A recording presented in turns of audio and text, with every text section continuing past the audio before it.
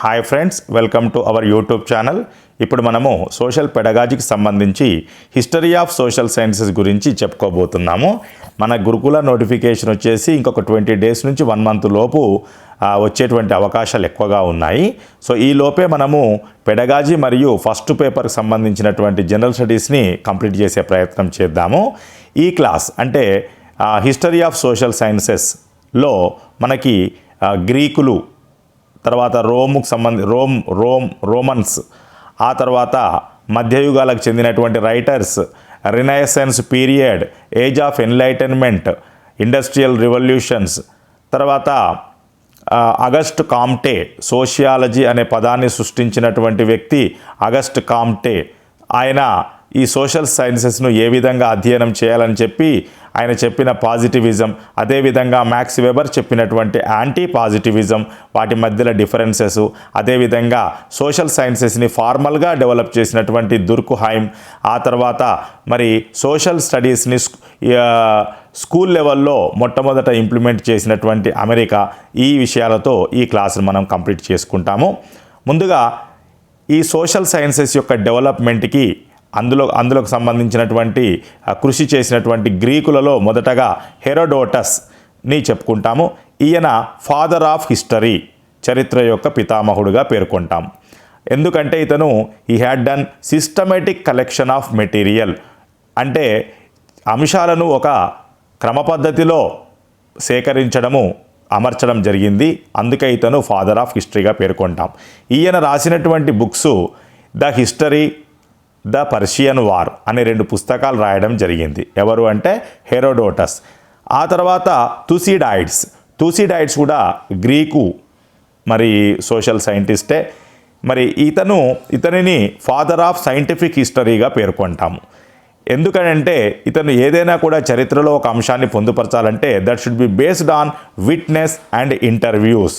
So చరిత్రను రాయడం కోసము సాక్ష్యాలను మరియు ఇంటర్వ్యూలను ఉపయోగించినటువంటి వ్యక్తి తుసిడైడ్స్ కాబట్టి, శాస్త్రీయ పద్ధతులను ఉపయోగించాడు కాబట్టి ఫాదర్ ఆఫ్ సైంటిఫిక్ హిస్టరీ అని తుసిడైడ్స్ అంటాము. సో ఇతను causes or reasons for the events, ప్రతిదానికి వెనక ఉన్నటువంటి కారణాన్ని విశదీకరించడం మొదలుపెట్టడం జరిగింది. ఈయన రాసినటువంటి పుస్తకాలు the history of Peloponnesian war, Peloponnesian war, Thucydides. ఆ తర్వాత ప్లేటో. మనకు ఈ ఫిలాసఫీకి సంబంధించినటువంటి మొట్టమొదటి వ్యక్తి ఎవరు అనంటే సోక్రటీస్ అంటాము. ఆ సోక్రటీస్ యొక్క శిష్యుడు ఎవరు అనంటే ప్లేటో అంటాము. ప్లేటో యొక్క శిష్యుడు ఎవరు అంటే అరిస్టాటిల్ అంటాము. ఈ ప్లేటో అనేటాయన మరి ఒక విద్యా సంస్థను ప్రారంభించడం జరిగింది. దాని పేరు అకాడమీ. సో విద్యార్జన కొరకు స్థాపించినటువంటి మొట్టమొదటి ఫార్మల్ ఇన్స్టిట్యూషన్ ఏంటిది అని అంటే అకాడమీ అని చెప్పొచ్చు. ఎవరు స్థాపించారు? ప్లేటో. ఈయన రాసినటువంటి పుస్తకాలు ఎపాలజీ, రిపబ్లిక్, సింపోజియం వంటి పుస్తకాలను రాయడం జరిగింది. ఇతను రాసినటువంటి రిపబ్లిక్ అనే పుస్తకం చాలా ఫేమస్. పొలిటికల్ ఫిలాసఫీ గురించి చెబుతుందన్నమాట రిపబ్లిక్. సో అకాడమీ స్థాపించాడు, రిపబ్లిక్ రాశాడు ప్లేటో. ఆ తర్వాత పాలీబియస్ అనే శాస్త్రవేత్తను ఏమంటారంటే హిస్టోరియన్ ఆఫ్ ద హిస్టోరియన్ అంటాము. ఇతను truth is the I of the history.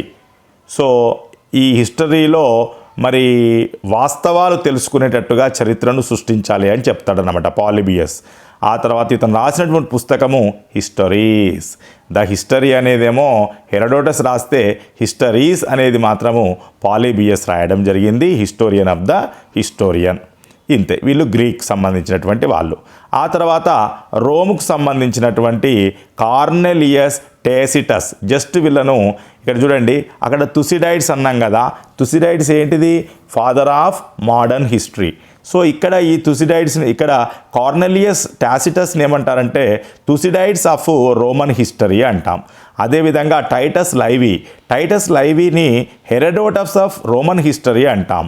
So రోమన్లో అంటే ఏమిటన్నట్టు, హెరోడోటస్ ఆఫ్ రోమన్ హిస్టరీ అంటే ఏమిటి? ఇక్కడ ఫాదర్ ఆఫ్ రోమన్ హిస్టరీ అని చెప్పొచ్చు. ఓకేనా?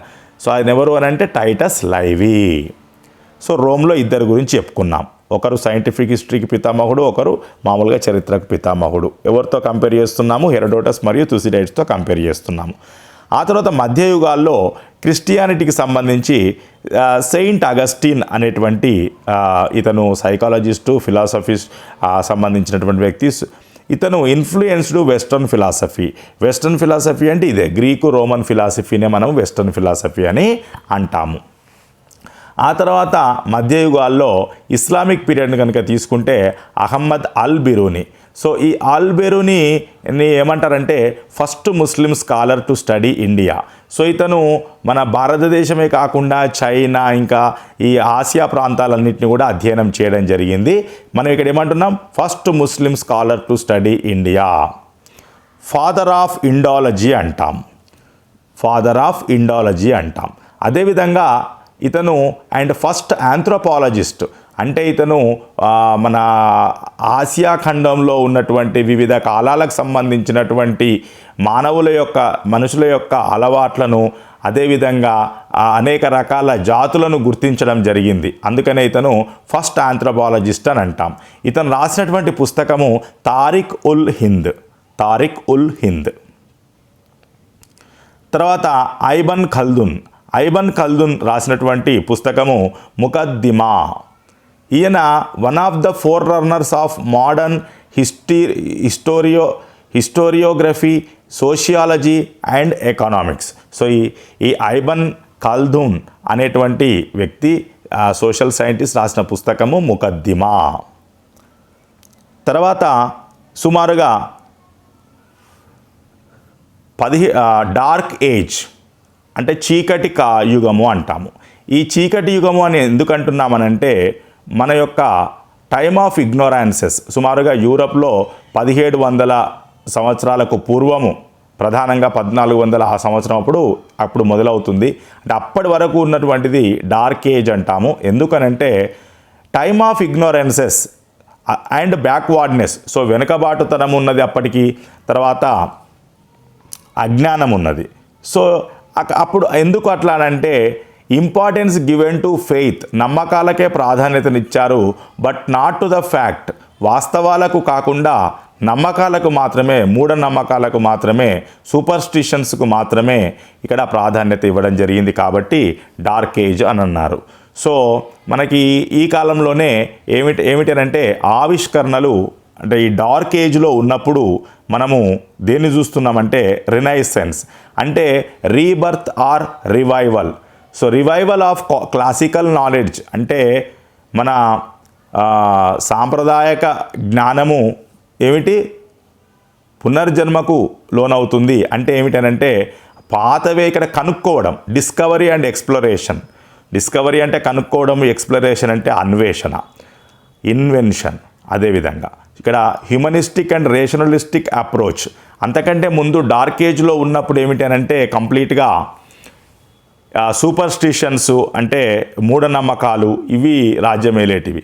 సో కొంతమంది శాస్త్రవేత్తలు కూడా చెప్పినటువంటి విషయాలను ఈ మూఢనమ్మకాలతో మనం కోపర్నికస్ గురించి చెప్పుకున్నప్పుడు, కోపర్నికస్ ఈ విశ్వమంతా మరి మన భూమి కూడా సూర్యుని చుట్టూ తిరుగుతుంది అని అంటే మూఢ విశ్వాసాలతో ఉన్నటువంటి వాళ్ళు అతని కళ్ళు పొడవడం జరిగింది. అంటే ఇప్పుడు రినైసెన్స్ అంటే ఏమిటనంటే సో ఏదైనా ఒకటి చెబితే దానికి సైంటిఫిక్ ప్రూఫ్ను క్వశ్చన్ చేయడము, రేషనలిస్టిక్ అప్రోచ్ని, హ్యూమనిస్టిక్ అప్రోచ్ని మరి ఎంచుకోవడం జరిగింది. ఇక్కడ new spirit in art and architecture and literature. So ప్రతి దాంట్లో కూడా ఒక ఎందుకు ఇలా జరుగుతుంది, ఏ విధంగా జరుగుతుంది అని చెప్పేసి మరి ఆర్ట్, ఆర్కిటెక్చర్ అండ్ లిటరేచర్లో గొప్ప అభివృద్ధి రావడం జరిగింది. Growth of vernacular and scientific investigation. అంటే సైంటిఫిక్ ఇన్వెస్టిగేషన్ అంటే మనకి ఇక్కడ ఎందుకు ఇలా జరుగుతుంది, దాని కారణాలను తెలుసుకోవడానికి సంబంధించి మరి ఆలోచించడం మొదలుపెట్టడం జరిగింది. సో ఈ రినైసెన్స్ పునరుజ్జీవం కాలంలోనే మరి కొత్త విషయాలు కనుక్కోవడము, శాస్త్రవేత్తలు మరి కొత్త విషయాలను కనుక్కోవడం అనేది ఈ రినైసెన్స్ పీరియడ్ నుంచి జరగడం స్టార్ట్ అయింది. అదేవిధంగా ఇప్పుడు age of enlightenment in Europe 1620 నుంచి 1780 దాకా చెప్పుకుంటాము. సో ఇది started in Italy. New scientific research and innovation developed. So renaissance అదేవిధంగా ఏజ్ ఆఫ్ ఎన్లైటన్మెంట్లో ఒకే రకమైనటువంటి మార్పులను మనము కొనసాగింపుగా చూస్తాము. సో శాస్త్రబద్ధమైనటువంటి పరిశోధనలు, కొత్త కొత్త విషయాలు కనుక్కోవడము అనేది ఈ రినైసెన్స్లో మొదలయ్యి ఏజ్ ఆఫ్ ఎన్లైటన్మెంట్లో మరి కంటిన్యూ అవుతున్నాయి. ఇందులో భాగంగా Francis Bacon, John Locke, Rene Descartes, Immanuel Kant, Thomas Hobbes, Montesquieu, Voltaire, Isaac Newton, Rousseau మొదలగు శాస్త్రవేత్తలు కొత్త కొత్త విషయాలు కనుక్కోవడం జరిగింది. సో ఈ ఏజ్ ఆఫ్ ఎన్లైటన్మెంట్లో ప్రధానంగా మనము ఇక్కడ చెప్పుకోవాల్సింది ఎవరి గురించి అనంటే సర్ ఐజాక్ న్యూటన్. ఇతను ఏం చేశాడు అనంటే అప్పటి వరకు మనకు ఏమిటి కనుక్కున్నటువంటి విషయాలకు అంతకంటే ముందు శాస్త్రవేత్తలకు ఐజాక్ న్యూటన్కు ఉన్న తేడా ఏమిటనంటే ఐజాక్ న్యూటన్ చెప్పినటువంటి నియమాలను గమనిస్తే ఈ స్టేట్మెంట్స్కి మ్యాథమెటిక్స్ సంబంధించినటువంటి మ్యాథమెటికల్ ప్రిన్సిపల్స్ ద్వారా వ్యక్తీకరించడం జరిగింది. సో నేచర్లో ఉన్నటువంటి విషయాలకు గణిత శాస్త్ర సంబంధమైనటువంటి ఫార్ములాలను ఇవ్వడం అనేది ఐజాక్ న్యూటన్ ద్వారా మొదలైందని చెప్పొచ్చు. సో సైంటిఫిక్ అంటే అప్పుడు ఇంకా కొత్త రకమైనటువంటి టర్నింగ్ వచ్చేసింది. ఎట్లా అంటే ఇప్పుడు సైంటిఫిక్ అంటే అంతకంటే ముందు మనము దానికి కారణం ఏమిటని వెతుక్కుంటూ వెళ్ళేది వెనుకకి. ఇప్పుడు ఏమిటంటే సైంటిఫిక్ అంటే దేనికైతే మ్యాథమెటికల్ ఫామ్ ఇస్తామో అది సైంటిఫిక్ అనేటువంటి రోజులు వచ్చేసాయన్నమాట. ఈ ఏజ్ ఆఫ్ ఎన్లైటన్మెంట్లో కొత్త కొత్త ఆవిష్కరణలు కూడా జరిగాయి. రినైసెన్స్ మరియు ఏజ్ ఆఫ్ ఎన్లైటన్మెంట్లో మనకు ఎన్నో కొత్త కొత్త ఆవిష్కరణలు కూడా జరిగాయి. అచ్చు యంత్రం కనుక్కోవడము, స్టీమ్ యంత్రం కనుక్కోవడము, పారిశ్రామిక విప్లవం రావడము, ఇదంతా కూడా ఈ కాలంలోనే జరిగింది. తర్వాత 19th సెంచరీ విషయానికి వస్తే period of industrial revolution. 19th century అంటే 1800 నుంచి స్టార్ట్ అవుతుంది. So period of industrial revolution, పారిశ్రామిక విప్లవము, అదేవిధంగా అనేక రాజ్యాలు కుప్పగూలిపోవడం, collapse of Spanish, French, Chinese, Roman and Mughal empires, era of scientific discovery. So శాస్త్రీయమైనటువంటి ఆవిష్కరణలు. The idea of what is scientific changed from Newton discovery of laws of motion. ఇంతకుముందుకు మనం చెప్పుకున్నట్టుగా సైంటిఫిక్ అంటే ఏమిటి అంటే అంతకంటే ముందు ఉన్నటువంటి నియమాల ఆధారంగా మనము వివరించుకుంటూ దానికి కారణం ఏమిటి అని కారణాన్ని మాత్రమే విశ్లేషించడము సైంటిఫిక్గా ఉండేది. సో ప్రూఫ్ దీనికి కారణం, ఎందుకు ఇది సత్యము, ఎందుకు ఇది ట్రూ అని అంటే సో దానికి కారణం చెప్తే సరిపోయేది. కానీ న్యూటన్ లాస్ ఆఫ్ మోషన్ వచ్చిన తర్వాత ఈ ఒక వివరణకి గణిత రూపాన్ని ఇవ్వడం అనేది సైంటిఫిక్ అనేటువంటి కొత్త ఆలోచన రావడం జరిగింది. ఎప్పటి నుంచి అది మన సర్ ఐజాక్ న్యూటన్ కనుక్కున్నటువంటి లాస్ ఆఫ్ మోషన్ తర్వాత. అందుకని కింద చూడండి, స్టేట్మెంట్స్ నుంచి వాటి మ్యాథమెటికల్ ఎక్స్ప్రెషన్లకు మార్చడం సైంటిఫిక్ అనేది అర్థం చేసుకోవడం జరిగింది. సో ఇప్పుడు మనము సోషల్ సైన్సెస్ విషయానికి వస్తే మరి ముందుగా ఆగస్ట్ కాంటే గురించి చెప్పుకోవాలి. First applied scientific method to social world. So ఈ సోషల్ వరల్డ్కి సైంటిఫిక్ మెథడ్ని మొట్టమొదటగా అంటే నిరూపించడానికి ప్రయత్నించిన వ్యక్తి, మరి సోషల్ వరల్డ్లో ఉన్నటువంటి మరి సమస్యలను పరిష్కరించడానికి ప్రయత్నించిన వ్యక్తి ఎవరు అనంటే ఆగస్ట్ కాంటే. సో ఇతను సూచించినటువంటి ఆ సైంటిఫిక్ మెథడ్ పేరేంటిదనంటే పాజిటివిజం.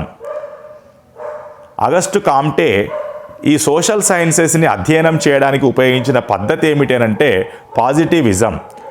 అయితే ఆ 18th సెంచరీలో ఈ సోషల్ సైన్సెస్ అనేది ఏ రూపంలో ఉండేది అనంటే మోరల్ ఫిలాసఫీ రూపంలో ఉండేది. మోరల్ ఫిలాసఫీలో ఏముండేటివి అనంటే ఎథిక్స్ ఉండేటివి. తర్వాత ఇతని యొక్క August Comte first coined sociology, socio plus logos in 1837. అంటే అంతకంటే ముందు సోషియాలజీ అనే పదం లేదు. సో 1837లో ఆగస్ట్ కాంటే సోషియాలజీ అనేటువంటి పదాన్ని మరి సృష్టించడం జరిగింది. ఒక పదాన్ని మొట్టమొదట వాడినట్లయితే దాన్ని ఇంగ్లీష్లో కాయిన్డ్ అనేటువంటి పదంతో సూచిస్తారన్నమాట. సో ఈ సోషియాలజీ అంటే సొసైటీని అధ్యయనం చేయడం అని అర్థం అన్నమాట. Study of society in a scientific manner అని అర్థం.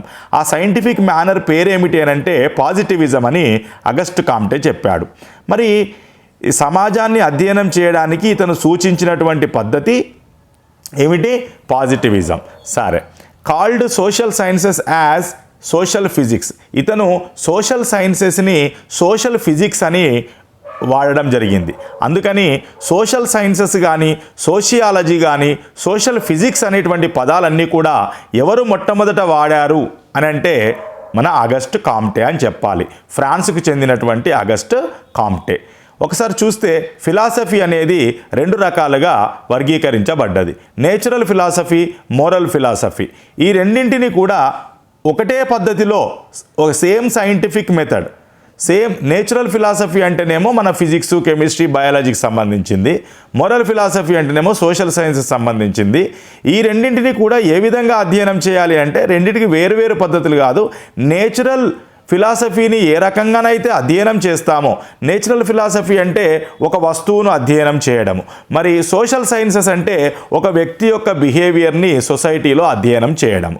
సో ఇప్పుడు ఈ ఆగస్ట్ కాంటే ఏమంటాడనంటే ఒక సైన్స్లో, నేచురల్ ఫిలాసఫీలో మరి విషయాలను మనము సైంటిఫిక్గా ఏ విధంగానైతే ఒక కంట్రోల్డ్ ఎన్విరాన్మెంట్లో ఏ విధంగానైతే అధ్యయనం చేస్తామో మరి ఇక్కడ హ్యూమన్ బిహేవియర్ని కూడా అదే రకంగా వాడాలి. అంటే పాజిటివిస్ట్ అప్రోచ్ అంటే ఏమిటనంటే నేచురల్ ఫిలాసఫీలో ఉన్నటువంటి అధ్యయన పద్ధతులనే ఈ మోరల్ ఫిలాసఫీకి కూడా వాడాలి అని నమ్మేటువంటి వాళ్ళనే మరి పాజిటివిస్టులు. ఆ అప్రోచ్ని పాజిటివిస్ట్ అప్రోచ్ అని అంటాం. తర్వాత ఈ పాజిటివిస్ట్ అప్రోచ్ యొక్క లక్షణాలు చూద్దాము. అంటే ఈ నేచురల్ ఫిలాసఫీలో విషయాలను అధ్యయనం చేయడానికి ఉపయోగించే పద్ధతులు ఎట్లా ఉంటాయనంటే ప్యూర్లీ క్వాంటిటేటివ్ టెక్నిక్స్. ఇప్పుడు సపోజ్ మనకు సైన్స్లో ఏదైనా ఒక క్వశ్చన్కి ఆన్సర్ మనకు నంబర్ రూపంలో వస్తుందన్నమాట. సో క్వాంటిటేటివ్ టెక్నిక్స్ను వాడాలి. ఏది నేచురల్, ఇప్పుడు పాజిటివిస్ట్ అప్రోచ్ అన్నా నేచురల్ సైన్సెస్ లేదా నేచురల్ ఫిలాసఫీని అధ్యయనం చేయడానికి ఏ పద్ధతిని ఉపయోగించాలో, ఉపయోగించే పద్ధతుల యొక్క స్వరూపం ఎట్లుంటుందంటే ఇవన్నీ చెప్పొచ్చు. Quantitative techniques. తర్వాత స్ట్రక్చర్డ్ ఇంటర్వ్యూస్, అంటే ముందే ఎలాంటి ప్రశ్నలు అడగాలో ఒక క్రమ పద్ధతిలో రాసుకుంటే దాన్ని స్ట్రక్చర్డ్ ఇంటర్వ్యూస్ అంటాం, లేదా స్ట్రక్చర్డ్ క్వశ్చనైర్స్ అని కూడా అనొచ్చు.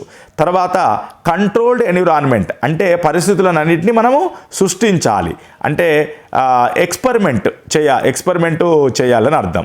ఆగస్ట్ కాంటే ఈ పాజిటివిస్ట్ అప్రోచ్ను నమ్మినటువంటి వాళ్ళు ఎవరున్నారనంటే ఆగస్ట్ కాంటే ఉన్నాడు. తర్వాత ఎమైల్ దుర్కుహైమ్ ఉన్నారు. సో ఇక్కడ ఈ పాజిటివిస్ట్ అప్రోచ్ అంటే ఏమిటనంటే మరి ఒక కంట్రోల్డ్ ఎన్విరాన్మెంట్లో ఎక్స్పెరిమెంట్ ద్వారా ఒక ప్రవర్తనను అధ్యయనం చేయడం అని చెప్తున్నాం. సైకాలజీలో ఎవరు వస్తారంటే దీని కిందికి బిహేవియరిస్టులు వస్తారు, ప్రవర్తనవాదులు వస్తారు. పావ్లోవ్, స్కిన్నర్, థారండైక్ వీళ్ళంతా కూడా మరి ఈ పాజిటివిస్ట్ అప్రోచ్ కిందికే వస్తారు. దీనికి అపోజిట్గా ఉన్నటువంటి దాన్ని ఇంటర్ప్రిటివిజము లేదా యాంటీ పాజిటివిజము లేదా నెగిటివిజం అని అంటాము. మరి ఈ వీళ్ళు ఏమంటారు, ఇంటర్ప్రిటివిస్టులు లేదా ఇంటర్ప్రిటివిజంను సమర్థించే వాళ్ళు ఏమంటారనంటే పాజిటివిస్ట్ అప్రోచ్ అనేది తప్పు. ఎందుకంటే మనము పాజిటివిస్ట్ అప్రోచ్లో నేచురల్ సైన్స్ను ఎట్లయితే అధ్యయనం చేస్తున్నామో అలాంటి పద్ధతులను ఉపయోగించాలని చెప్తున్నాము. మరి నేచురల్ సైన్స్లో అధ్యయనం చేసేది ప్రాణం లేని వస్తువుల గురించి, కదలలేని వస్తువుల గురించి. అయితే మరి సోషల్ సైన్సెస్లో ఒక డిఫరెంట్ మనుషుల యొక్క ప్రవర్తన యొక్క అధ్యయనం చేస్తాము. సో దీనికి మరి ఒకే రకంగా అధ్యయనం చేస్తే తప్పు అని చెప్పేటువంటి వాళ్ళు ఈ ఇంటర్ప్రిటివిస్టులు లేదా యాంటీ పాజిటివిజం అప్రోచ్ లేదా నెగిటివిజం అప్రోచ్ ఉన్న వాళ్ళని చెప్పొచ్చు మనం. సో ఇప్పుడు వీళ్ళు ఏం చేస్తారనంటే మనుషుల యొక్క ప్రవర్తన క్వాంటిటేటివ్ కాదండి, అది క్వాలిటేటివ్ టెక్నిక్స్ను వాడాలి. సో అందుకోసం అక్కడ స్ట్రక్చర్డ్ వాడాము, కానీ అక్కడ స్ట్రక్చర్డ్ ఇంటర్వ్యూస్ కాదు, ఏమిటి అన్స్ట్రక్చర్డ్ ఇంటర్వ్యూస్ వాడాలి. పార్టిసిపెంట్ అబ్జర్వేషన్, మనం అతనితో కలిసి అబ్జర్వేషన్ చేయాలి అని చెప్తున్నారు. తర్వాత కేస్ స్టడీ, సర్వే, ఎక్స్పెరిమెంట్స్, తర్వాత వీటిని వాడుకోవచ్చును అధ్యయనం చేయడానికి. అయితే ఈ యాంటీ పాజిటివిజంని మనము హ్యూమనిస్టిక్ సోషియాలజీ అని అంటాం. ఎందుకంటే ఇది యాంటీ పాజిటివ్ అనేది కేవలం మనుషుల యొక్క ప్రవర్తనను అధ్యయనం చేయడానికి ఉపయోగిస్తున్నాం కాబట్టి హ్యూమనిస్టిక్ సోషియాలజీ. అదే పాజిటివిస్ట్ అనుకోండి, అటు natural philosophy as well as మన మోరల్ ఫిలాసఫీ రెండింటినీ అధ్యయనం చేయడానికి వాడాలని చెప్తారు వాళ్ళు. కానీ ఇక్కడ ఇది మాత్రం ఎక్స్క్లూజివ్లీ హ్యూమన్ బిహేవియర్నే అధ్యయనం చేయడానికి వాడాలని చెప్తున్నాం కాబట్టి యాంటీ పాజిటివిజంను మనం హ్యూమనిస్టిక్ సోషియాలజీ అని అంటాం. దీన్ని సమర్థించినటువంటి వాళ్ళు ఎవరు ఉన్నారు అని అంటే మ్యాక్స్ వెబరు, విల్హెల్మ్ డిల్థీ, కూన్ అనేటువంటి శాస్త్రవేత్తలు ఉన్నారు. తర్వాత ఈ సోషల్ సైన్సెస్ అనేది మరి 5 మార్గాల ద్వారా 5 రకాలుగా అభివృద్ధి చెందింది అని మనం చెప్పుకుంటాం. ఒకటి social research, statistical surveys in European union and USA. So statistical surveys ద్వారా సోషల్ సైన్సెస్ డెవలప్ అయింది అని చెప్తాం. అదేవిధంగా ఇంకొకటి స్టడీయింగ్ సోషల్ ఫ్యాక్ట్స్. మరి మనము సమాజంలో ఒక అధ్యయనం చేస్తే ఒక విషయం తెలుస్తుంది. ఎమైల్ దుర్కీమ్ ఫర్ ఎగ్జాంపుల్, ఇతను ప్రొటెస్టెంట్లు, క్యాథలిక్కులు ఎందుకు ఆత్మహత్య చేసుకుంటున్నారనేటువంటి ఒక దానికి వెనకాల ఉన్నటువంటి కారణాన్ని కనుక్కున్నాడు. సో దాన్ని ఏమంటాం? సోషల్ ఫ్యాక్ట్ అంటాం. సో సోషల్ ఫ్యాక్ట్లు అధ్యయనం చేయడం ద్వారా కూడా సోషల్ సైన్సెస్ డెవలప్ అయింది. దానికి బెస్ట్ ఎగ్జాంపుల్ ఎమైల్ దుర్కీమ్. తర్వాత అండర్స్టాండ్ సోషల్ ఫినామినా, దీని గురించి అధ్యయనం చేసినటువంటి వాళ్ళు మ్యాక్స్ వెబర్. సోషల్ ఫినామినా అంటే ఏంటిది? ఫినామినా అంటే ఏమిటనంటే సహజ సిద్ధంగా జరిగేటువంటి వాటిని ఫినామినా అంటాం. ఫర్ ఎగ్జాంపుల్ ఇంద్రధనస్సు ఏర్పడడం అదొక న్యాచురల్ ఫినామినా. అలాగే సోషల్ ఫినామినాలు కూడా ఏర్పడతాయి. సో ఇలాంటి సోషల్ ఫినామినాని అంటే సమాజంలో తల్లి, తండ్రి, పిల్లలు వాళ్ళ మధ్యలో కొన్ని ఎమోషన్స్ ఇవన్నీ కూడా సోషల్ ఫినామినా అని చెప్పొచ్చు మనం. So understand the social phenomena అని చెప్పింది ఎవరు? దానివల్ల సోషల్ సైన్సెస్ డెవలప్ అయిందని చెప్పింది మ్యాక్స్ వెబర్. తర్వాత economics as a hard science. So economics కూడా ఒక వైపు నుంచి ఇచ్చిపుచ్చుకోవడం, ఎక్స్చేంజ్ అనేటువంటి పద్ధతుల ద్వారా ఎకనామిక్స్ కూడా ఒక సైన్స్ లాగా మ్యాథమెటికల్ ఈక్వేషన్స్ అన్నీ కూడా ఎకనామిక్స్లోకి వచ్చేసినాయి. దాని ద్వారా కూడా సోషల్ సైన్సెస్ అనేది డెవలప్ అయింది. అదేవిధంగా correlation between knowledge and values. So ఇటు మనము పొందుతున్నటువంటి నాలెడ్జ్, ఫర్ ఎగ్జాంపుల్ ఒకతను డాక్టర్ చదువుతున్నాడు. తర్వాత డాక్టర్ చదువు చదివినటువంటి వ్యక్తి మరి వైద్యం చేసేటప్పుడు తన యొక్క హ్యుమానిటీని చాటుకుంటున్నాడు. అంటే వాల్యూస్, ఇటు నాలెడ్జ్ అండ్ వాల్యూస్ రెండింటి మధ్యలో సహసంబంధం ఏర్పడడం ద్వారా కూడా సోషల్ సైన్సెస్ అనేది డెవలప్ అయిందని చెప్పొచ్చు. అంటే ఒకసారి గమనిస్తే అగస్ట్ కామ్టే అతనే సోషల్ సైన్సెస్ కానీ సోషల్ ఫిజిక్స్ అనే పదాన్ని కానీ ఆ తర్వాత సోషియాలజీ అనే పదాన్ని కానీ సృష్టించినటువంటి వ్యక్తి. ఇతన్ని ఫాదర్ ఆఫ్ సోషియాలజీ అని కూడా అంటాం మనము. తర్వాత ఇతని ఆగస్ట్ కామ్టే ప్రకారము ideas pass through 3 stages.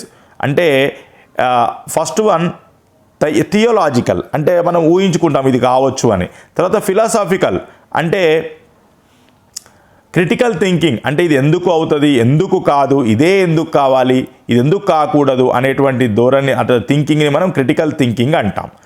Deep thinking అంటాం. క్రిటికల్ థింకింగ్ అంటే డీప్ థింకింగ్. క్రిటికల్ అంటే నెగిటివ్ వర్డ్ కాదు ఇక్కడ.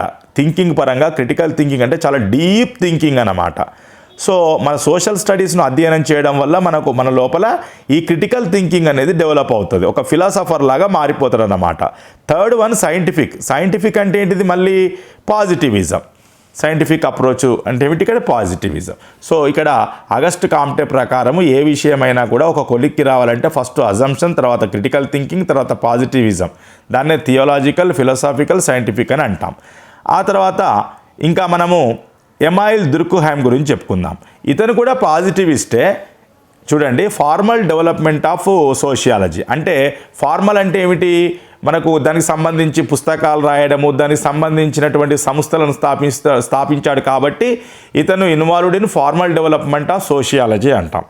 ఆ తర్వాత ఇతను developed positivism in a greater detail.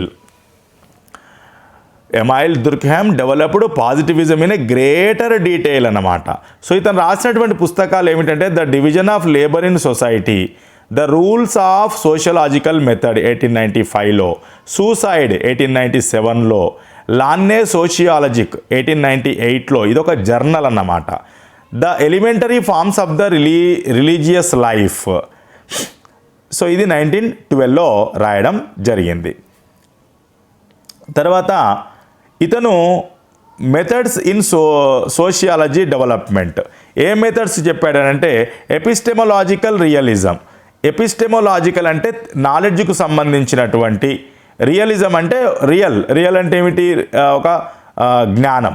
So ఎపిస్టెమలాజికల్ theory of నాలెడ్జ్నే ఎపిస్టెమలాజికల్ అంటాం.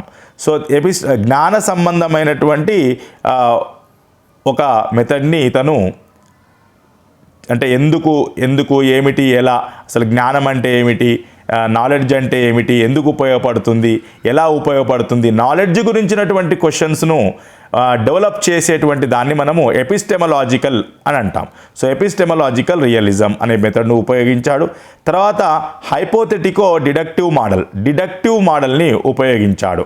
సో రెండు పద్ధతులను అతను సూచించడం జరిగింది. తర్వాత సోషియాలజీ అంటే ఇతని దృష్టిలో సైన్స్ ఆఫ్ ఇన్స్టిట్యూషన్స్. సోషియాలజీ అనగా దుర్కిహైమ్ దృష్టిలో సైన్స్ ఆఫ్ ఇన్స్టిట్యూషన్స్. ఎయిమ్, ఈ సోషియాలజీ యొక్క ఎయిమ్ ఏంటిది అంటే to discover social facts. So చెప్పాం కదా ఇంతకుముందుకు, ఆత్మహత్యలకు కారణం ఏమిటి అంటే ఆ కారణం అనేది ఒక ఫ్యాక్ట్ అన్నమాట ఇక్కడ. సో ఎయిమ్ అంటే to discover social facts. What is the aim of sociology అంటే టు డిస్కవర్ సోషల్ ఫ్యాక్ట్స్. ఎవరు చెప్పారు ఇది? ఎమైల్ దుర్క్హైమ్. సో ఇతను స్థాపించినటువంటి సంస్థలు, ఇతను అన్నాం కదా ఫార్మల్ డెవలప్మెంట్ చేశాడు ఇతను అని. మరి ఏంటా ఫార్మల్ డెవలప్మెంట్ అంటే ఇతను కొన్ని ఇన్స్టిట్యూషన్స్ స్థాపించాడు, అందువల్లనే ఫార్మల్ డెవలప్మెంట్ అనేది సోషియాలజీలో స్టార్ట్ అయిందని చెప్పొచ్చు. European department of sociology at university of Bordeaux, లండన్లో ఈ సంస్థను స్థాపించడం జరిగింది.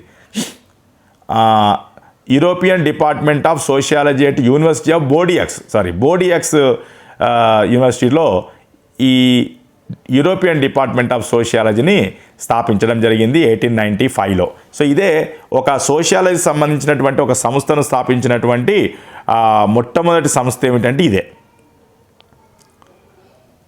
Principal architects of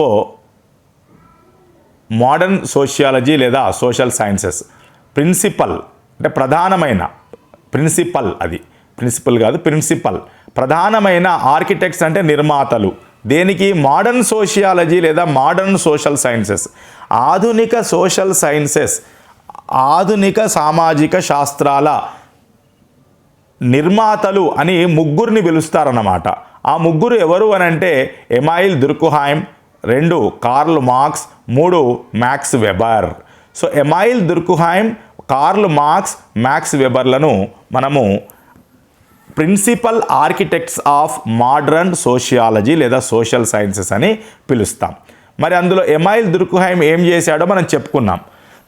social facts గురించి ఇతను అధ్యయనం చేయడం జరిగింది. తర్వాత ఇతను ఫార్మల్ డెవలప్మెంట్కు ప్రధాన కారకుడుగా ఉన్నాడు. తర్వాత ఇప్పుడు కార్ల్ మార్క్స్ గురించి చెప్పుకుంటాం. ఇతను రాసినటువంటి పుస్తకము ది కమ్యూనిస్ట్ మేనిఫెస్టో, ఆ తర్వాత దాస్ క్యాపిటల్. ఇతను జర్మనీకి సంబంధించినటువంటి social scientist. Work in economics, labour and its relation to capital. ఇతను ఎకనామిక్సు, తర్వాత లేబరు, తర్వాత క్యాపిటల్కి సంబంధించినటువంటి ఆ వర్క్ను ఇతను ఏమంటాడంటే మార్క్సిజం అంటాడు. అంటే ఇతను దేనిలో వర్క్ చేశాడంటే worked in economics, labour and its relation to capital. So ఇతని యొక్క పద్ధతిని ఏమంటారంటే మార్క్సిజం అంటారు. మార్క్సిజం అంటే collective understanding of society, economics and politics. ఈ మూడింటిని కలిపి ఆలోచించడాన్ని మార్క్సిజం అని అంటాం. సొసైటీ, ఎకనామిక్స్ మరియు politics. Max Weber. Next Max Weber, ఇతను కూడా జర్మనే. సో ఇతను anti positivism, key proponent of methodological anti positivism. యాంటీ పాజిటివిజంని మరి ప్రతిపాదించినటువంటి ప్రముఖమైనటువంటి సోషల్ సైంటిస్ట్ ఎవరంటే మ్యాక్స్ వెబర్. ఇతను రాసినటువంటి పుస్తకాలు చూద్దాము. The Protestant ethic and the spirit of capitalism. ఇటు ప్రొటెస్టెంట్ ఎథిక్ అంటే హ్యూమన్ వాల్యూస్ చెప్తున్నాడు, ఎథిక్స్. అటు స్పిరిట్ ఆఫ్ క్యాపిటలిజం అంటే క్యాపిటలిజం మీద ఇతను ఫోకస్ చేస్తున్నాడు. ఇటు వాల్యూస్ అండ్ క్యాపిటలిజం అని మనం ఇక్కడ అర్థం చేసుకోవచ్చు. Emphasised cultural capitalism unlike historical materialism by Karl marks. So Karl marks చెప్పిన ఏమిటి, హిస్టారికల్ మెటీరియలిజం అని కారల్ మార్క్స్ చెప్తే ఇతను మాత్రము కల్చరల్ క్యాపిటలిజం గురించి ఫోకస్ చేయడం, ఎంఫసిస్ చేయడం జరిగింది. మ్యాక్స్ వెబర్ ఏమో కల్చరల్ క్యాపిటలిజం గురించి ఫోకస్ చేశాడు, మరి కారల్ మార్క్స్ ఏమో హిస్టారికల్ మెటీరియలిజం గురించి ఫోకస్ చేయడం జరిగింది. ఆ తర్వాత ఇతను పాలిటిక్స్ యాజ్ ఏ వొకేషన్ అనేటువంటి పుస్తకం కూడా రాశాడు. First categorized social authority into distinct forms. ఈ మ్యాక్స్ వెబరు మన ఫస్ట్ అంటే వర్గీకరించడం జరిగింది. వీటిని social authority into distinct forms. తర్వాత economic theory associated with Frankfurt school. ఇతని యొక్క ఎకనామిక్ థియరీ మొత్తం అంతా కూడా ఎక్కడ అధ్యయనం చేశాడంటే ఫ్రాంక్ఫర్ట్ స్కూల్లో అధ్యయనం చేశాడు. Adviser to Weimar constitution 1919. మొదటి ప్రపంచ యుద్ధం ముగిసిన తర్వాత జర్మనీలో తయారు చేయబడ్డటువంటి వైమార్ కాన్స్టిట్యూషన్ 1919కి ఇతను అడ్వైజర్గా ఉన్నాడు. Next Christopher Columbus. ఇతను మన అమెరికాను కనుక్కున్నటువంటి వ్యక్తి. ఇటలీలోని జెనోవా అనేటువంటి ప్రాంతంలో జన్మించాడు. 1451లో రినైసెన్స్ అంటే పునరుజ్జీవనము, డిస్కవరీసు, ఇన్వెన్షన్స్, సైంటిఫిక్ యొక్క అర్థం మారుతున్నటువంటి క్రమంలో మూఢనమ్మకాలను పోగొట్టుకొని వెలుతురు వైపు వెళ్తున్నటువంటి ఏజ్ ఆఫ్ ఎన్లైటన్మెంట్కు సంబంధించినటువంటి ఆ వ్యక్తి క్రిస్టోఫర్ కొలంబస్. ఇతనేం కనుక్కున్నాడంటే discovered America in 1492 on an expedition sponsored by king Ferdinand of Spain. Ferdinand అనేటువంటి రాజు, స్పెయిన్ రాజు స్పాన్సర్ చేసినటువంటి యాత్రలో 1492లో అమెరికాను కనుక్కోవడం జరిగింది. ఇతని యొక్క ఫస్ట్ ప్రయాణము 1476లో చేయడం జరిగింది. తర్వాత ఇండియన్ సోషల్ సైంటిస్ట్లో మనం ప్రధానంగా చెప్పుకునేది చాణక్య. ఇతను రాసినటువంటి అంటే ఇతను తక్షశిల విశ్వవిద్యాలయం, ప్రస్తుతము అది ఎక్కడ ఉన్నది అని అంటే మన పాకిస్తాన్లో ఉందని చెప్తాము. సో తక్షశిల విశ్వవిద్యాలయంలో ఇతను మరి పాలిటిక్స్ అండ్ ఎకనామిక్స్ అంటే ఇతను రాసినటువంటి అర్థశాస్త్రం సంబంధించినట్టు పొలిటికల్ అండ్ ఎకనామిక్స్ సంబంధించినటువంటి ఇతను ప్రొఫెసర్గా పనిచేసేవాడు. అక్కడే చంద్రగుప్త మౌర్యుడు ఇతని శిష్యునిగా ఉన్నాడు. అక్కడి నుంచి ఇతను మౌర్య సామ్రాజ్యాన్ని స్థాపించడానికి మరి ప్రయత్నం చేసి సఫలీకృతుడు అవుతాడు. అదేవిధంగా అలెగ్జాండర్ దండయాత్ర సమయంలో ఈ తక్షశిల విశ్వవిద్యాలయంలో ఉన్న పుస్తకాలను మరి దొంగిలించకుండా అక్కడి నుంచి అన్నిటినీ మరి వేరే ప్లేస్కు తరలించి గ్రీకుల యొక్క దండయాత్రలో ఆ పుస్తకాలు వారికి దొరకకుండా మరి జాగ్రత్త పడ్డటువంటి వ్యక్తిగా చాణక్యను మనం చెప్పుకుంటాము. సో చూద్దాం. Foundation of Mauryan empire Chandragupta Maurya.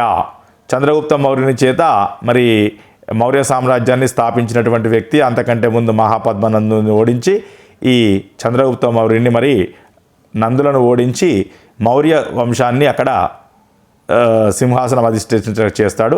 తర్వాత అర్థశాస్త్ర, ఇతను రాసిన పుస్తకాలు చూద్దాము. అర్థశాస్త్ర పొలిటికల్ అండ్ ఎకనామిక్స్ సంబంధించినటువంటి పుస్తకము. నీతి శాస్త్ర లేదా చాణక్య నీతి అని అంటాము. ఇతను ప్రొఫెసర్ ఇన్ తక్షశిల. ఆ తర్వాత chief adviser to Chandragupta and his son Bindusara. So Chandragupta మౌర్యునితో పాటుగా అతని కొడుకైనటువంటి బిందుసారునికి కూడా ఇతను చీఫ్ అడ్వైజర్గా ఉంటాడు. అమర్త్య సేన్. నెక్స్ట్ అమర్త్య కుమార్ సేన్ లేదా అమర్త్య సేన్. ఇతను ఇతను చెప్పినటువంటి theory human development theory. Welfare, ఇతను యొక్క పరిశోధనలన్నీ కూడా welfare economics, development economics, ethics. So ఇతను సంక్షేమ అర్థశాస్త్రం గురించి ఎక్కువగా పరిశోధన చేయడం జరిగింది. సంక్షేమము, అభివృద్ధి, welfare economics, development economics, ethics. So ఇతను మానవ అభివృద్ధి సిద్ధాంతాన్ని, హ్యూమన్ డెవలప్మెంట్ థియరీని చాలా ఫేమస్. అందుకోసం ఇతనికి నోబెల్ ప్రైజ్ 1998లో రావడం జరిగింది. వచ్చిన తర్వాత నెక్స్ట్ ఇయర్ భారతరత్న ప్రకటించడం జరిగింది 1999లో. తర్వాత ఇతను మన ఢిల్లీ స్కూల్ ఆఫ్ ఎకనామిక్స్లో 1963 నుంచి 71 వరకు మరి ప్రొఫెసర్గా పనిచేయడం జరిగింది. అదేవిధంగా ఇతను ఒక భార్య మరణానంతరము established Eva Colorni trust at London Guildhall university. London Guildhall యూనివర్సిటీలో ఇతని భార్య పేరు ఈవా కొలోమి పేరు పైన ఒక ట్రస్టును ఏర్పాటు చేయడం జరిగింది.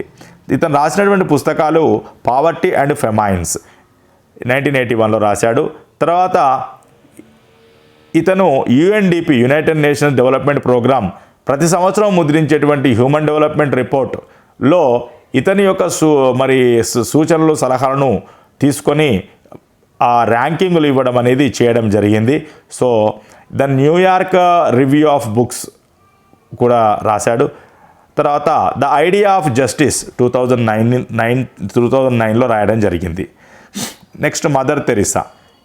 ఈమె ప్రస్తుతము అంటే పుట్టినటువంటి ప్రదేశాన్ని రిపబ్లిక్ ఆఫ్ మాసిడోనియా అంటున్నాము. అప్పుడు దీన్ని ఒట్టోమాన్ ఎంపైర్ కింద ఉండేది. ఈమె 1948లో భారత సభ్యత్వాన్ని తీసుకోవడం జరిగింది. Founded missionaries of charity. 1979లో నోబెల్ ప్రైజ్ వచ్చింది. తర్వాత 2015లో recognised as saint by Roman Catholic church. ఈమెకు సెయింట్హుడ్ హోదా అనేది రావడం జరిగింది 2015లో. 1962లో పద్మశ్రీ, 1969లో Jawaharlal Nehru award for international understanding, 1980లో భారతరత్న. తర్వాత ఈమె యొక్క బయోగ్రఫీని రాసినటువంటి వ్యక్తి నవీన్ చావ్లా 1992లో రాయడం జరిగింది. తర్వాత ఈమె యొక్క 100 అంటే 1910లో పుట్టింది కాబట్టి 2010 కల్లా 100 సంవత్సరాలు. సో 100 సంవత్సరాల సందర్భంగా ఒక స్పెషల్ 5 రూపీ కాయిన్ను ముద్రించడం కూడా జరిగింది 2010లో. సో ఇవి నెక్స్ట్ 20th సెంచరీ. ఎందుకంటే మనం ఇప్పటి వరకు జస్ట్ మన శాస్త్రవేత్తలు వారు చెప్పినటువంటి విషయాల గురించి చెప్పుకున్నాము. ఇందులో సోషల్ సైన్సెస్ సోషియాలజీ అనే పదాన్ని ఎవరిచ్చారు అని అంటే అగస్ట్ కామ్టే అని చెప్పుకున్నాము. తర్వాత మ్యాక్స్ వెబర్ వచ్చేసి యాంటీ పాజిటివిజం అన్నాడు. ఇది మనుషుల గురించి అధ్యయనం చేయాలి కాబట్టి క్వాలిటేటివ్ టెక్నిక్స్ వాడాలి అని చెప్పాడు. ఆ తర్వాత అంతకంటే ముందు పాజిటివిజం చెప్పినటువంటి అగస్ట్ కామ్టే క్వాంటిటేటివ్ మెథడ్స్ వాడాలని చెప్పాడు. ఇప్పుడు ప్రాగ్మటిజం అంటే ఏమిటంటే అది కాదు ఇది కాదు, క్వాలిటేటివ్ కాదు క్వాంటిటేటివ్ కాదు, సోషల్ సైన్సెస్ అనేది బోత్ క్వాలిటేటివ్ అండ్ క్వాంటిటేటివ్ టెక్నిక్స్ను రెండింటినీ వాడాలని నమ్మేటువంటి వాదమే, ఆ రెండింటికి మధ్యస్థంగా ఉండేటువంటి వాదమే ప్రాగ్మటిజం అని మనం చెప్పుకుంటాం. ఇటు మామూలుగా ఫిలాసఫీలో ప్రాగ్మటిజం అన్నా అది ఇటు భావవాదానికి ఐడియలిజంకు అదేవిధంగా నేచురలిజం ప్రకృతివాదానికి రెండింటికి మధ్యగా వచ్చేదే ప్రాగ్మటిజం అని చెప్తాము. సో అవసరాన్ని బట్టి సమస్యను బట్టి దానికి అనుగుణంగా మనిషి అనుభవాన్ని బట్టి తన యొక్క పొందేటువంటి అనుభవాన్ని బట్టి ఆ సత్యాలను గురించి నేర్చుకుంటాడని చెప్పేదే ప్రాగ్మటిజం అని చెప్తాము. అయితే ఇప్పుడు మనకు సోషల్ సైన్సెస్ అనేది పాజిటివిస్ట్ ప్రకారం క్వాంటిటేటివ్ టెక్నిక్స్ని, యాంటీ పాజిటివ్స్ ప్రకారము మరి క్వాలిటేటివ్ టెక్నిక్స్ని, అదేవిధంగా ఇప్పుడు ఈ ప్రాగ్మటిజం ప్రకారము బోత్ ఆ క్వాలిటేటివ్ అండ్ క్వాంటిటేటివ్ టెక్నిక్స్ని ఫాలో అవుతుందని చెప్తాం. సో ఇక ప్రాగ్మటిజంలో 3 స్టెప్స్ ఉంటాయి. ఒకటి ప్రాబ్లమేటిక్ సిచ్యువేషను, తర్వాత isolation of subject matter or data, తర్వాత రిఫ్లెక్టివ్. చూడండి, ఫస్ట్ ఒక సమస్యను ఎదుర్కోవడము, ఆ తర్వాత ఆ సమస్యకు సంబంధించినటువంటి సమాచారాన్ని వేరు చేయడము, ఆ తర్వాత వేరు చేయడం అంటే ఏమిటి, దానికి ఏదేది ఉపయోగపడుతుంది, దానికి సరైంది ఏంటిది సరిపోయింది ఏంటిది అని అనుకోవడము, ఆ తర్వాత రిఫ్లెక్టివ్ అంటే దాన్ని టెస్ట్ చేయడం, మనం యొక్క సొల్యూషన్ కరెక్టా కాదా అనేది. సో ఈ ప్రాగ్మటిస్టులు ఎవరున్నారు అని అంటే జాన్ డూయి ఉన్నాడు, విలియం జేమ్స్ ఉన్నారు. తర్వాత ఈ జాన్ డూయి ఏమంటాడంటే school is a miniature of society, అంటే చిన్న మోతాదు సమాజము అని చెప్తాడు. ఎవరు? పాఠశాల అనేది ఒక చిన్న మోతాదు సమాజం, అంటే సమాజంలో ఉన్నటువంటి అన్ని అంశాలను పాఠశాలలో ప్రతిబింబింపజేయాలి అని చెప్పినవాడు జాన్ డూయి అన్నమాట. సో ఇక్కడ మనము ప్రత్యేకంగా చెప్పుకోవాల్సింది ఏమిటనంటే ఈ న్యూటన్ యొక్క ఆవిష్కరణ వచ్చిన తర్వాత న్యూటన్ కంటే ముందేమో దానికి సరైనటువంటి రీజన్ చెప్తే సరిపోయేది. సైంటిఫిక్ అంటే ఏమిటనంటే దానికి సరైన రీజన్ ఉండాలి అని చెప్తాము. ఆ తర్వాత మ్యాథమెటికల్ ఈక్వేషన్స్లోకి స్టేట్మెంట్స్ని మార్చగలగాలి అనేటువంటిది వచ్చేసింది. ఎప్పటి నుంచేనంటే ఈ న్యూటన్ లాస్ ఆఫ్ మోషన్ దగ్గర నుంచి. ఈ 20th సెంచరీ ఎప్పుడైతే వచ్చిందో 1900 సంవత్సరం దాటినామో అప్పుడు జరిగినటువంటి ఒక గొప్ప విషయం ఏమిటంటే ఇక్కడ సెకండ్ నెంబర్ వేసి స్టాటిస్టిక్స్ అని రాసాను చూడండి. సెపరేటెడ్ ఈ statistics separated from applied mathematics. Statistics అనేది అప్లైడ్ మ్యాథమెటిక్స్ నుంచి మొత్తము ఫ్రీ అయిపోయిందన్నమాట. సో అందుకని ఈ స్టాటిస్టిక్స్ని బయాలజీలో, ఫిజిక్స్లో, సోషల్ సైన్సెస్లో అన్నిటిలో కూడా వాడడం ప్రారంభం అయ్యింది అని చెప్పొచ్చు 20th century బిగినింగ్లో. అందుకనే చూద్దాం. In USA social sciences teaching started in USA in 1916. 1916లో పాఠశాల విద్యలో ఈ సోషల్ సైన్సెస్ టీచింగ్ అనేది ప్రారంభం అయ్యింది.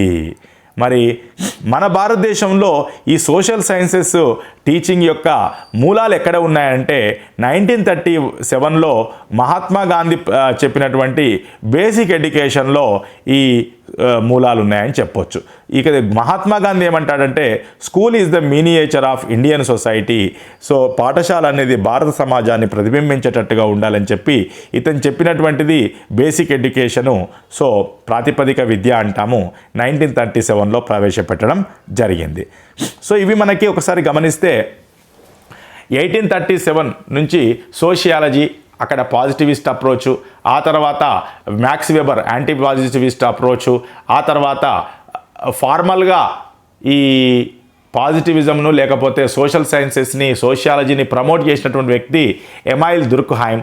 ఆ తర్వాత స్టాటిస్టిక్స్ ఫ్రీ కావడము మ్యాథమెటిక్స్ నుంచి. నెక్స్ట్ యుఎస్ఏలో స్కూల్ ఎడ్యుకేషన్లో కూడా సోషల్ సైన్స్ టీచ్ చేయడం అనేది 1916లో ప్రారంభమైంది అని చెప్పుకుంటున్నాం. ఇప్పుడు అయితే ఇంకా కొన్ని విషయాలు మనము డిస్కస్ చేద్దాము.